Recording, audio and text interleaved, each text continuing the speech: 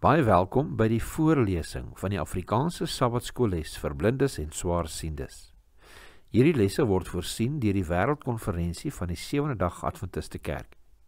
Die voorlesing van die les word aan u gebring deur SSL in samewerking met Adventiste Wêreldradio Afrikaans en word voorgelees deur Marlena Nel.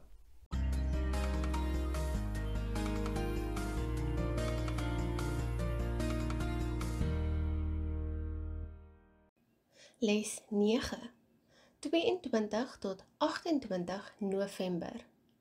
Erfgename van die belofte en gevangenis vol hoop. Kom ons open met gebed.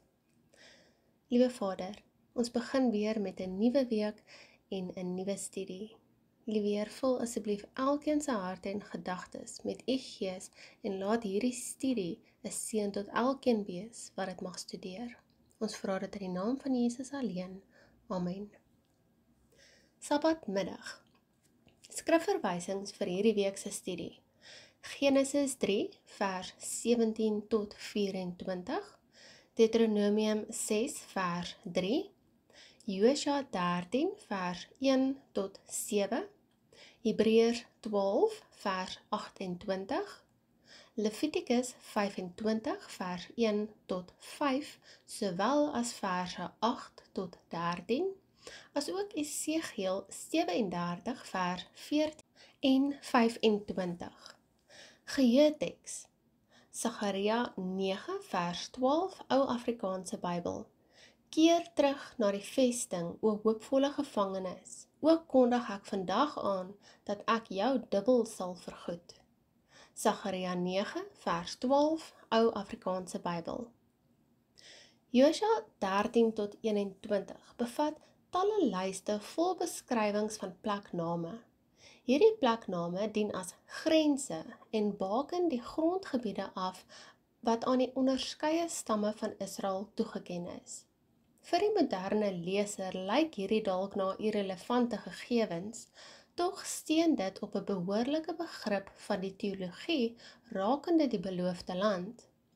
Derhalwe is dit belangrik vir ons as gelowiges.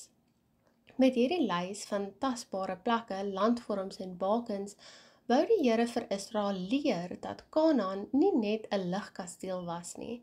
Dit was nie bloot 'n vae belofte nie, maar iets konkreets wat afgemeet kon word. Nietemin moes die volk daardie belofte bewaarheid deur gelowig daarop te reageer.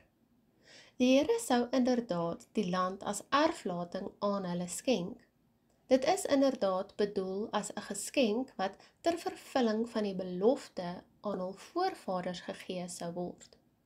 Ons lees Deuteronomium 1 vers 8, Nuwe Lewende Vertaling. Hierdie gebied gee ek vir julle, trek in die land in en neem dit in besit. Die Here het gesweer dat hy hierdie land aan julle voorouers Abraham, Isak en Jakob en aan hulle nageslag sal gee. Deuteronomium 1 vers 8, Nuwe Lewende Vertaling. Nietemin het hulle beslis 'n aktiewe rol in die vervulling daarvan te speel gehad. Hierdie week bekyk ons 'n aantal teologiese begrippe betreffende die beloofde land, insluitende die gemeenskaplike implikasies vir diegene wat aanspraak maak op al die beloftes wat in Jesus te vind is. Bestudeer hierdie week se les ter voorbereiding vir Sabbat 29 November.